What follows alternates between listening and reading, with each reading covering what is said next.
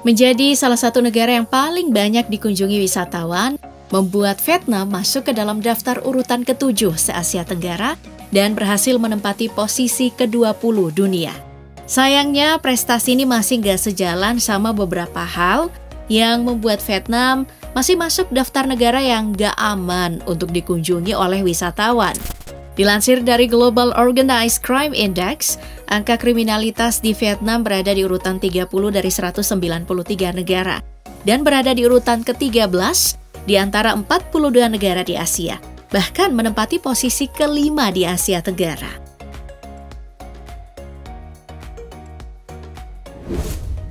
Pasalnya, negara paling selatan ini masih terkenal dengan kasus kriminalnya yang terbilang tinggi. Salah satunya adalah kasus pencopetan yang masih marak terjadi. So, kalau kamu pengen berkunjung ke sana, sangat disarankan untuk mencari agen tur yang resmi dari Indonesia. Belum lagi nih resiko pelayanan tur Vietnam yang cukup tinggi. Sebaiknya juga jangan mengenakan perhiasan yang terlalu mencolok atau menyimpan barang berharga di koper. Selain itu ya, hindari menyimpan telepon genggam di saku celana bagian belakang atau hanya digenggam saja karena sangat rawan pencopetan.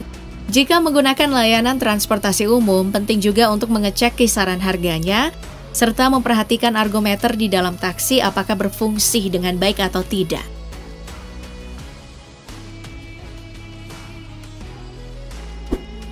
Selain kasus pencopetan, ternyata negara dengan jumlah penduduk mencapai 96 juta ini juga punya kasus pelecehan yang terbilang tinggi.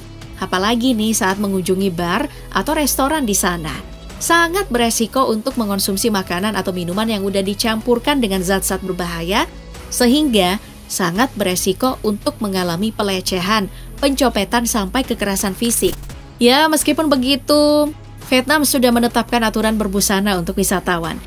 Bahkan saat mengunjungi kuil atau pagoda, wisatawan diharuskan memakai baju kaos berlengan dan celana panjang atau ketika mengenakan rok minimal, rok selutut atau di bawah lutut. Lalai dengan aturan ini berarti membiarkan pelaku kriminal dengan mudah untuk melakukan berbagai jenis kejahatan. Saat bepergian ke Vietnam, kamu juga harus siap dengan lalu lintas di sana yang sangat ramai. Sebaiknya tidak menyeberang jalan sembarangan jika tidak mau berakibat fatal.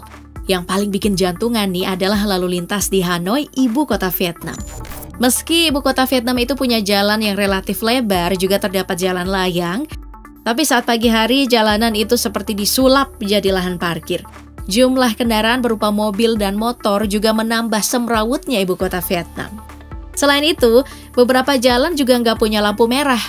Belum lagi nih minimnya zebra cross sampai jalan tol yang dipakai oleh pengendara motor.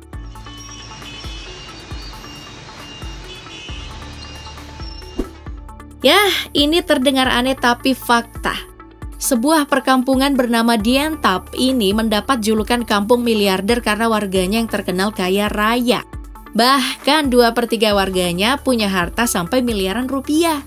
Makanya gak heran kalau melihat di sisi kiri dan kanan dipenuhi dengan rumah-rumah mewah berukuran gede, ditambah mobil-mobil mewah yang berjejeran. Dari data tahun 2017 sampai 2018, Dien Tap memiliki setidaknya 246 keluarga, dan hampir semuanya memiliki rumah bah gedung serta kendaraan mewah. Jika dilihat dari tingkat kemiskinan kampung ini hanya sekitar 2,03%-nya aja. Meskipun begitu, tidak banyak yang tahu kalau dulunya Dien Tap sebenarnya adalah perkampungan biasa dan rata-rata warganya hidup di bawah garis kemiskinan. Hanya saja, kemampuan bisnis yang mengubah taraf hidup mereka menjadi lebih baik. Flashback kehidupan masyarakat Dien Tap dulu sebenarnya adalah petani. Namun, hasil tani ternyata tidak bisa mengubah kehidupan mereka. Sampai akhirnya putar otak dan jadilah pemulung. Dari situlah kekayaan mereka sebenarnya berasal, dari sampah. Mereka mencari dan mengumpulkan barang-barang rongsokan, lalu dijual ke pabrik. Hingga mereka berinisiatif untuk membeli truk untuk mengangkut sampah-sampah yang mereka kumpulkan, lalu mengolahnya sendiri. Mereka kemudian mendaur ulang sampah-sampah itu dan menjualnya dengan harga tinggi. Profesi pemulung ternyata mengubah hidup mereka hingga berhasil membangun rumah gedung di awal tahun 2000-an. Sebagai negara tujuan wisata, gak heran juga kalau Vietnam punya fasilitas hiburan malam. Untuk wisatawan yang butuh teman untuk menghibur di Vietnam, ada yang namanya wisata seks. Wanita-wanita penghibur dengan mudah ditemui di tengah kota dengan pakaian seksi. Tarifnya juga macam-macam, mulai dari 1 sampai 3 juta dong Vietnam atau setara dengan 700.000 sampai 1,9 juta rupiah. Wanita seks di Vietnam bukan hal yang baru, bahkan ini melibatkan anak-anak yang masih di bawah umur. Bukan hanya di kota Ho Chi Minh, tapi di kota-kota besar lainnya juga banyak ditemui. Di negara yang mengadopsi budaya barat ini jelas bukan sesuatu yang ilegal, tapi jadi ladang bisnis yang terus berkembang dan gak akan ada matinya. Wisatawan dari negara-negara barat seperti Eropa, Amerika hingga Australia berbondong-bondong untuk datang ke Vietnam dan menyewa gadis-gadis muda. Selain itu, wanita dan anak-anak korban perdagangan seks juga dikirim ke luar negeri dengan iming-iming akan dipekerjakan. Mereka dijual ke rumah bordil ke Tiongkok, Kamboja, Laos, Singapura hingga Korea.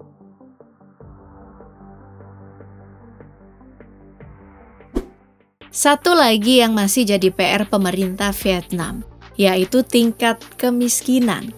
Usut punya usut, ternyata Vietnam masih belum bisa menyelesaikan kasus korupsi di negara mereka. Kemiskinan juga dipicu dengan tingkat pendidikan yang masih rendah dan belum memenuhi standar dunia. Kasus korupsi di Vietnam masih belum tuntas karena lemahnya hukum, ketidakpastian keuangan, sampai pengambilan keputusan birokrasi yang saling bertentangan. Dari survei yang ada, sebenarnya kasus korupsi kecil-kecilan sudah mulai hilang di Vietnam. Hanya saja korupsi dalam jumlah besar masih menjadi permasalahan hingga saat ini. Vietnam juga menjadi salah satu negara dengan tingkat suap yang terbilang tinggi. Tingkat suap kepada lembaga-lembaga publik selama 12 bulan terakhir sebesar 65%. Angka ini berada di urutan kedua setelah India yang tingkat suapnya sebesar 69%. Indeks persepsi korupsi di tahun 2022 yang dirilis oleh Transparency International memberikan skor kepada 180 negara dengan range 0 sangat korupsi hingga 100 sangat bersih. Dan dari sekian negara itu, Vietnam berada di urutan ke-42. Di Vietnam, kasus pengedaran narkoba juga masih jadi kasus yang pelik. Oleh karena itu, pemerintah menetapkan aturan yang lumayan ketat untuk wisatawan yang berkunjung. Siapapun yang tertangkap membawa narkoba harus bersiap untuk menghadapi hukuman mati. Selain narkoba, perjudian di kasino juga sudah menjadi sesuatu yang legal di negara ini. Meski begitu, Vietnam punya aturan khusus untuk hal ini. Nah, malam pertama mungkin jadi malam yang dinantikan oleh para pengantin. Tapi apa jadinya kalau malam pertama pasangan pengantin harus disaksikan oleh keluarga lainnya? Ya, ini terjadi di Vietnam. Sebuah video viral setelah memperlihatkan pasangan yang baru saja sah menjadi pasangan suami istri, tapi harus melakukan malam pertama dengan disaksikan kerabat dan keluarga.